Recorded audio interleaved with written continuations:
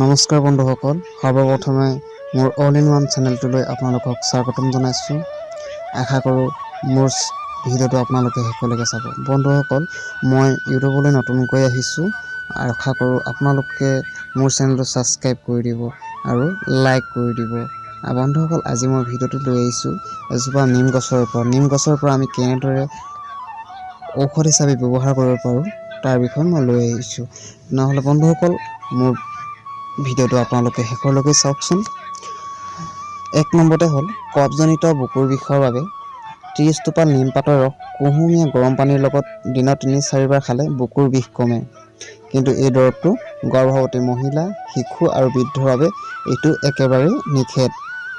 2 নম্বৰতে হৈছে কৃমি, অৰ্থাৎ শিশুৰ পেটত আমি বহুতো কৃমি হোৱা দেখি পোৱা যায়। এই ৰোগৰ বাবে পেট ডাঙৰ হোৱা আৰু নানা ধৰণৰ শাৰীৰিক উপভোগ দেখা দিয়ে। ইয়াৰ বাবে 50 মিলিগ্ৰাম পৰিমাণ নিম গছৰ মূলৰ ছাল গুৰি কৰি দিনত 3 বাৰ সামান্য গৰম পানীৰ লগত খালে উপশম পোৱা যায়। ওকণি, আমাৰ মহিলাসকলৰ মূৰত, অৰ্থাৎ কিছু লোকৰ পুৰুষসকলৰ মূৰতো ওকণি হোৱা দেখা যায়। তেওঁলোকে নিম গছৰ পৰা এটা ভাল ঔষধ ব্যৱহাৰ কৰিব পাৰে। নিম পাত ভালকৈ পিচি লৈ 1 ঘণ্টামান মূৰত লেপ দি ৰৈ থাকিব আৰু 1 ঘণ্টাৰ পিছত ধুই দিব। 2-3 দিন এনেকৈ লগালে আপোনাৰ ওকণি একেবাৰে শেষ হৈ যাব। যদি কোনো আপোনাৰ পোক পৰুৱাই কামোৰে তেনেহ'লে সেই স্থানত নিম গছৰ মূল অৰ্থাৎ ছাল বা পাত, এই 3টাৰ ভিতৰত কোনোবা এটা ভালকৈ পিচি য'ত আপুনি দুখ পায় তাত লগাই দিলে বিষ কমিব।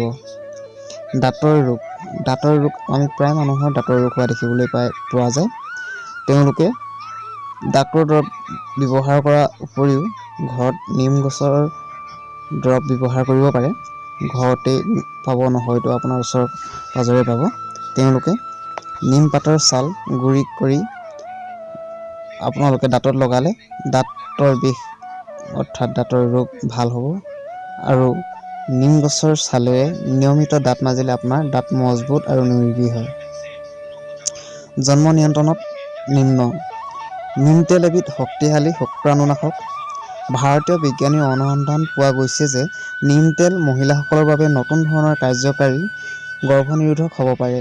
ই 30 ছেকেণ্ডৰ ভিতৰত শুক্ৰাণু ধ্বংস কৰিবলৈ সক্ষম হয়।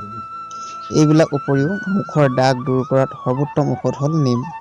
মুখমণ্ডলৰ ব্ৰণ হ'লে নিমপাতৰ পাক ব্যৱহাৰ কৰিলে পৰিত্ৰাণ পোৱা যায়। নিমপাতৰ পাক কেনেকৈ তৈয়াৰ কৰিব পাৰি জানি লওক। 3-4টা নিমপাত ভালকৈ ধুই উপযোগী পাত্ৰত বটি লওক। ইয়াত 1 চামুচ মুলতানী মাটি, অলপ গোলাপ জল মিহলাই পাক তৈয়াৰ কৰক। পাক যদি অলপ ঢিলা হয় তেনেহ'লে গোলাপ জল মিলাই লওক। এতিয়া পাকখিনি মুখত প্ৰলেপ দি কিছু সময় অপেক্ষা কৰক। অলপমান পিছত সেইখিনি ধুই দিব। এনেদৰে আপুনি 3-4 দিন লগাই থাকক, আপোনাৰ মুখমণ্ডল উজ্জ্বল হৈ পৰিব। তেনেহ'লে বন্ধুসকল, আজিৰ মোৰ ভিডিঅ'টো ইমানেই। আশা কৰোঁ মোৰ ভিডিঅ'টো আপোনালোকে লাইক কৰিব, কমেণ্ট কৰিব আৰু ছাবস্ক্ৰাইব কৰিব। প্লিজ বন্ধুসকল, মই ইউটিউবলৈ নতুনকৈ আহিছোঁ। আপোনালোকে প্লিজ মোৰ চেনেলটো ছাবস্ক্ৰাইব কৰি দিয়ক।